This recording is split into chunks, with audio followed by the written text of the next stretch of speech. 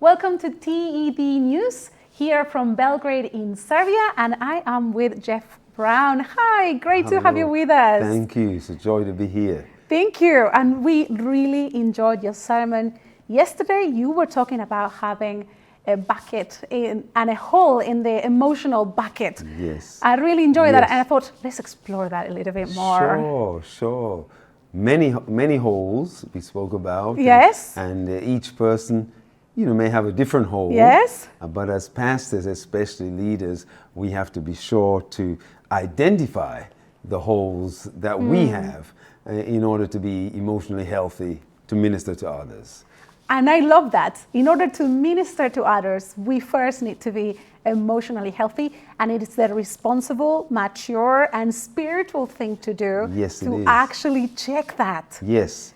How do we check that? What are kind of the things that in ministry we tend to fall sometimes without maybe noticing? Well, unfortunately, we do in our church place a virtue on not just hard work, but overwork.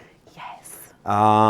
We say, if somebody said they're alcoholic, we would quickly call the church board or the conference. But if they say they're a workaholic, we're ready to give them a medal or prize. We value that, but then should they fall down with a heart attack or stroke or burnout and say, I need a break from ministry, then we will say, she shouldn't have worked so hard. Or maybe he shouldn't have worked. Maybe we even go, they're not strong enough to be a minister. Not strong enough to be a minister. Yes, and we shake our heads wistfully.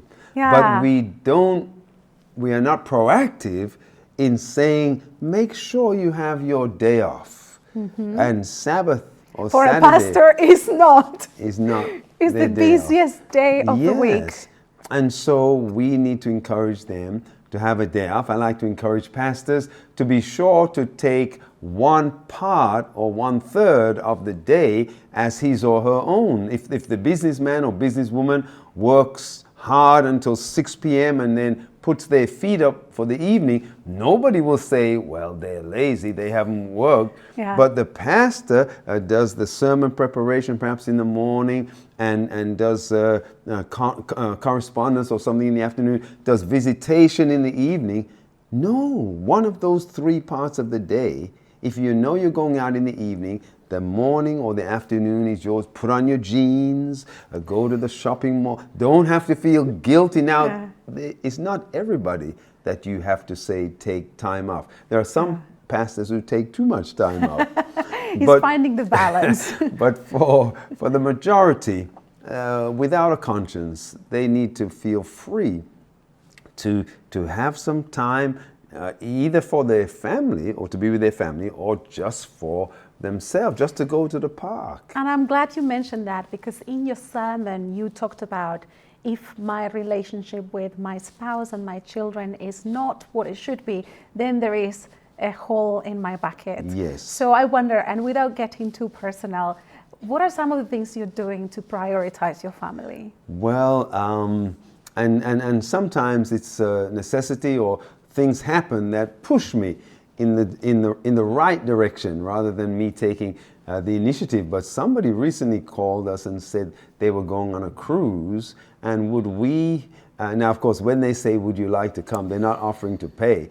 But anyhow, we said we'll think about it, and I put down a deposit on it, and I thought all these weeks, off to go on this cruise, I can't afford. I mean, will the church survive? Were you feeling guilty? Yes. Will there be a church? When I get back? Yeah. And so I put down the deposit, and I had about 3 months to decide.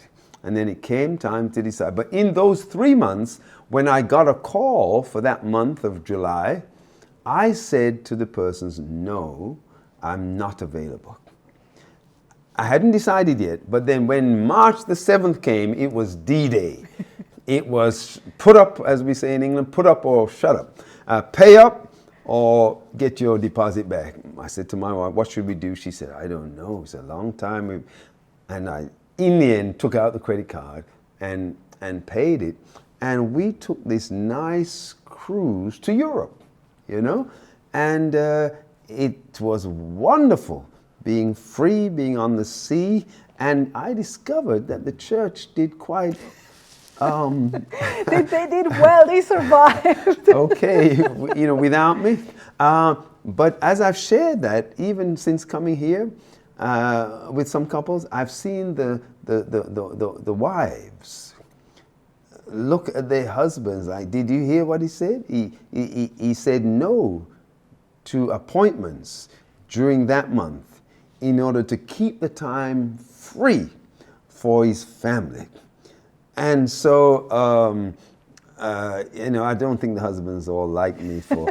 But I think it's brave it. and authentic that you're sharing that, because it's not enough to say, yes, pastors need to prioritize their families. There needs to be someone modeling it. Yes. And going, I actually said no to this. That's correct. We have to intentionally say no and realize, Ellen White says that her husband, James White, might have lived longer and done a greater work had he not burned out through overwork. Perhaps he felt, if I don't do it, who will? Yeah. And that is what plagues the pastor, these 24 hours of being on call. And we don't know how to turn it off. I like what you said, because you kind of touch on a sense of identity. The whole thing of what will happen, will they survive without me? And I think women, from a female perspective, we love to feel needed and wanted and important. Yes. And I wonder whether that also plays with pastors, and how can we heal so our service comes from a place of emotional abundance, Yes. rather than from a place of I need this so I feel important. Yes. Well, of course, my task at the General Conference is in the ministerial department.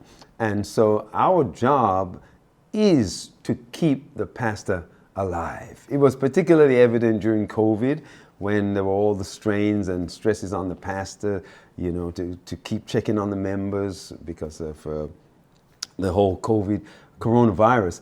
But our job is to keep the pastors alive and be sure that their mental health, their family health, their physical health, their social health, and we help to buoy up the pastor. Many times I speak to ministerial directors and try to make sure they realize that their role is to not to represent the administration to the pastor, but to represent the pastor to the administration, to go to the administration and say, look, the pastors, I know you've said total member involvement, I know you've said the pastor needs to do this and that, but let me share with you from the pastor's perspective, it's overwhelming. Mm-hmm. And somebody needs to share, because the administration, they will only share the goals. These are our goals that we must have. But the ministerial person must present the needs, the burdens, the woes of the pastor, because she is human. Absolutely. And can be Absolutely. Overwhelmed.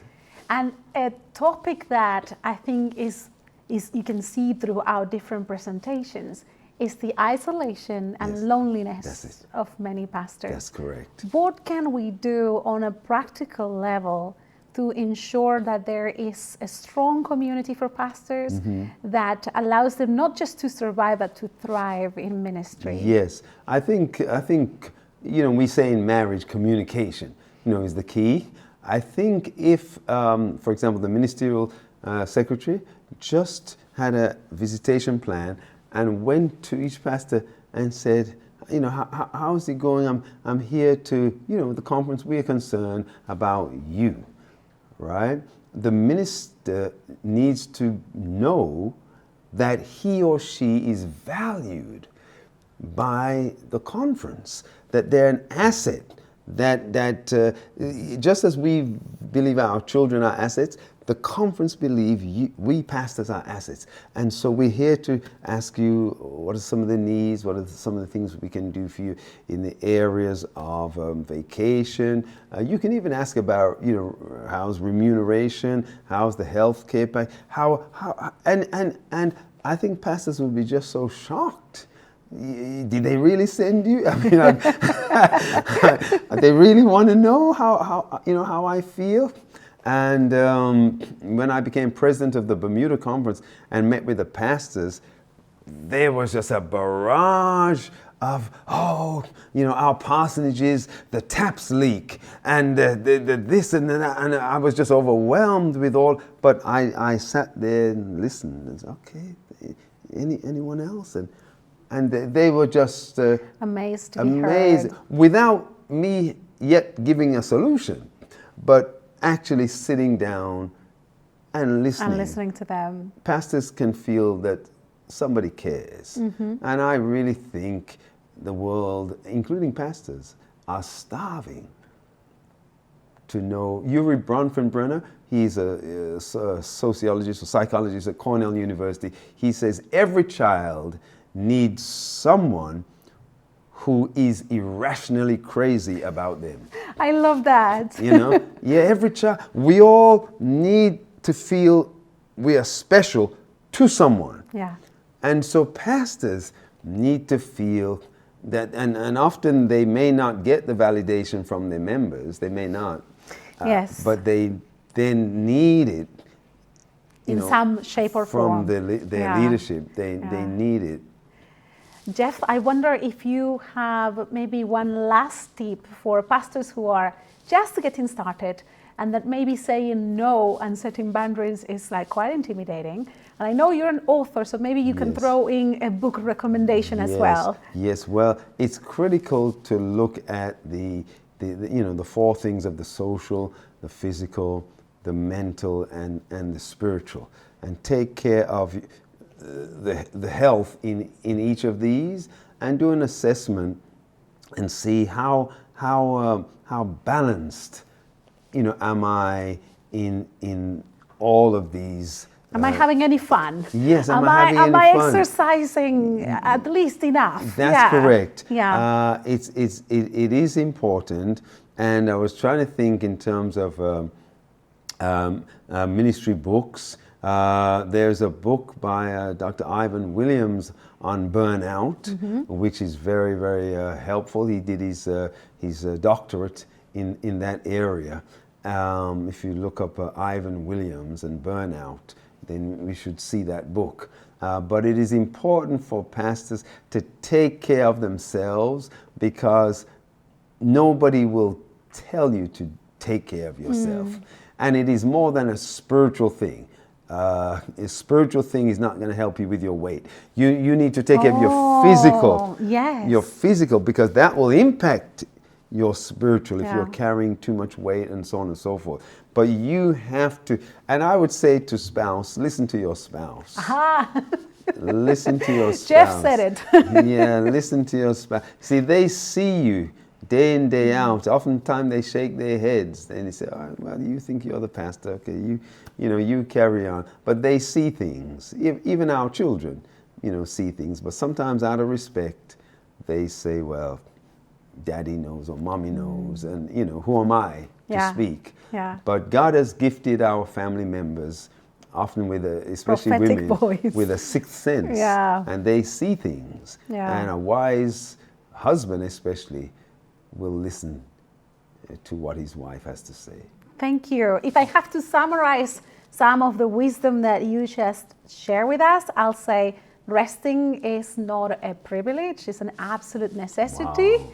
That's wonderful. And I will say taking care of yourself is not selfish. It's the spiritual and appropriate thing to do. Yes, it is. Yeah. Wonderful. Thank you so much for your time. Always a pleasure. It's a joy to be here. God bless you. Thank you.